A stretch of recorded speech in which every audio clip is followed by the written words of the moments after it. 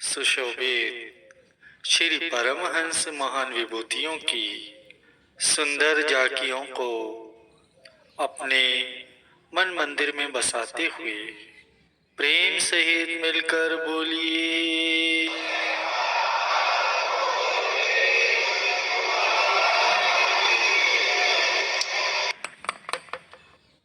गुरुमुखों, हर एक इंसान के दिल में यह ख्वाहिश सदा ही बनी रहती है कि उसे शांति, सुख और आनंद मिले, और इसे प्राप्त करने के प्रयत्न में भी अपने ख्याल के अनुसार सभी लगे हुए हैं।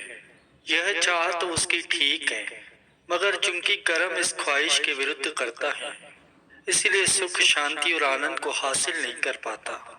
असल में ये इंसान अपनी तरफ से हर काम इसलिए करता है कि हर समय सुख और शांति बनी रहे।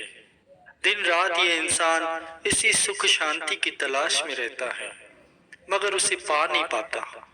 आखिर कारण क्या है कि वह सुख, शांति और आनंद को हासिल नहीं कर सकता? इसका कारण एक ही है कि उसके सब कर्म विपरीत दिशा में होते हैं। अंदरूनी तलब और होती है, बाहरी कर्म और करता है। तो फिर असलियत की प्राप्ति भला किस तरह से हो?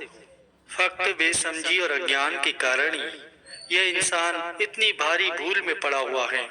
इसकी सारी दौड़ धूप माया और माया के सामानों तक और संबंधों तक इसी दायरे में ही रहती है, जहाँ सुख के स्थान पर दुख और शांति के स्थान पर अशांति ही मिलती है। वह असलियत से बेखबर, गुरु को वीडियो लाइक करना, सब्सक्राइब करना प्लीज, और ना वाकिफ है। इसी बेखबरी की वजह से वह असली चीज को नहीं पा सकता। वह सुख और शांति की खोज मायावी सामानों में करता है, तो भला वह कैसे हासिल हो सकती है? लेकिन गुरुमुख जन जो होते हैं, वो असलियत का पता लगा लिया करते हैं। वे असलियत और हकीकत की खोज गुरु की रहनुमाई में करते हैं। इसके विपरीत दुनियावी लोग सुख और शांति की तलाश की सब कार्रवाई मन के मुताबिक ही करते हैं। मन की सारी कार्रवाई चूंकि गलत होती है, इसलिए उसका नतीजा इच्छा के विरुद्ध ही मिलता है। संसारियों के रहनुमा उनका अपना मन या माया है, या दुनिया के लोग हैं। वे सब काम दुनिया की खातिर ही करते हैं। दुनियावी संगति में ही सुख को मानते हैं, इसलिए वे दुखी होते हैं। लेकिन गुरुमुखों के रहबर जो हैं, वो संत सद्गुरु होते हैं, जो उनको सीधा रास्ता बतलाते हैं, सुख की खोज करवाते हैं और सुख की प्राप्ति करा देते हैं। मन के मुताबिक या दुनियावी रहनुमाई में काम करने का जो नतीजा है, वो इस तरह की सारी कार्रवाई का फल दुख और अशांति के सिवा कुछ भी नहीं होता। इसी तरह हर एक जीव सुख की तलाश में मारा मारा फिरता है, मगर इस बात से बेखबर है कि सुख का वजूद कहाँ है। संत महापुरुष अपनी वाणी में कथन करते हैं कि वस्तु कहीं ढूंढे कहीं, कहीं विधि आवे हाथ, कहे कबीर तब पाइए जब बेदी लीजिए साथ। चीज तो कहीं और है और उसकी तलाश किसी और जगह पर की जाए, तो फिर वह कैसे हासिल हो सकती है? परम संत श्री कबीर साहब जी फरमाते हैं कि चीज तो तभी मिलेगी जब उसकी पूरी पूरी वाकिफियत रखने वाले बेदी को साथ दिया जाएगा। गलत तरीके से जिस कदर की तलाश की जाएगी, चीज उतनी ही दूर होती जाएंगी। जैसे किसी की सुई घर में खो गई। अब घर में अंधेरा था, वह बाहर रोशनी में जाकर तलाश करने लगा। देखने और सुनने वाले उसकी हंसी उड़ाने लगे कि भाई वाह, ये क्या बात हुई? सुई तो घर में गुम हो गई और उसकी तलाश बाहर की जा रही है। अब ये कितनी भारी भूल है। इस मिसाल का मतलब ये है कि दुनियावी लोग अपनी चीज, अपने निजी सुख को, शांति को दुनिया में ही ढूंढते हैं, जो कि असल में अपने अंदर में ही है। अब अपनी चीज क्या है? अपनी चीज तो सदगुरु का शब्द है, जिसमें सुख, शांति और आनंद भरा है, और ये अपने अंदर में है। मगर जीव के अपने अंदर में अंधेरा है, इसलिए वह अपनी निजी चीज से बेखबर है और उसे बाहरी दुनिया में खोजता फिरता है। जीव के अपने अंदर में अज्ञान का अंधेरा है, इसीलिए उसे कुछ नहीं सूझता जब तक उसे बेदी न मिल जाए, रहबर न मिल जाए। असली चीज का मिलना मुश्किल है।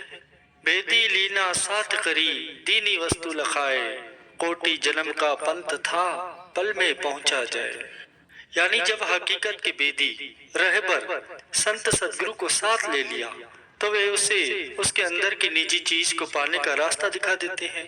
जहाँ पर जीव करोड़ों जन्मों तक नहीं पहुँच सकता, उसी चीज को उसने पल में ही संत सदगुरु की कृपा और रहनुमाई से पा लिया। जिस चीज की जरूरत होती है, उस चीज के जो भेदी होते हैं, उनकी रहनुमाई में चलने पर ही वह चीज हासिल हो सकती है। ये आम उसूल है। मिसाल के तौर पर धन की प्राप्ति के लिए किसी व्यापारी की संगति की जरूरत पड़ती है। किसी हुनर को हासिल करने के लिए हुनर जानने वाले की सोहबत करने की जरूरत होती है। इल्म की ख्वाहिश हो तो इल्म के जानने वाले आलिम, उनसे तालीम पाने की जरूरत होती है। इसी तरह ही अगर सुख और शांति की तलब है और तलबगार मन की रहनुमाई में या दुनियावी सामानों में तलाश करता फिरे, तो वह कैसे मिलेंगी? उसे हासिल करने के लिए तो संत महापुरुषों की शरण में जाने की और सदगुरु की रहनुमाई की बेहद ही जरूरत है। मन के मुताबिक कार्रवाई करने से असली चीज का हासिल होना तो एक तरफ हो गया, उल्टा इस कुल कार्रवाई का नतीजा 84 लाख योनियों की सजा है। बस तुम्हारी तलाश जिस तबके में है, उसमें सुख शांति हरगिज नहीं है। वह न तो दुनिया के साजो सामानों में है, न मायावी पदार्थों में है, न धन दौलत में है, न मान बढ़ाई में है, लेकिन उसका वजूद है जरूर। अब आप ही बताइए कि वह है कहाँ? वह तो है तुम्हारे अंदर, उसकी तलाश करते हो बाहर। यह गलत तरीका है। गलत कार्रवाई का नतीजा भी उल्टा ही होगा, बजाय सुख के दुख ही मिलेंगे। इसीलिए संत सदगुरु के उपदेशानुसार कार्रवाई करो। तुम्हारा अपना असली काम, तुम्हारी निजी कमाई सदगुरु की शब्द की कमाई है, यह भक्ति की कमाई है, जो रूह की तरक्की और सुख शांति की प्राप्ति के लिए ही है। बस इसी में अपना दिल लगाओ और सूरत की बैठक वहां रखो जहां तुम्हारी अपनी निजी चीज है। तुम्हारी निजी चीज कौन सी है? वह है मालिक की भक्ति।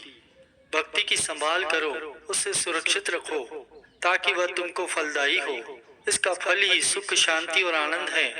गुरु को वीडियो लाइक करना, सब्सक्राइब करना प्लीज़।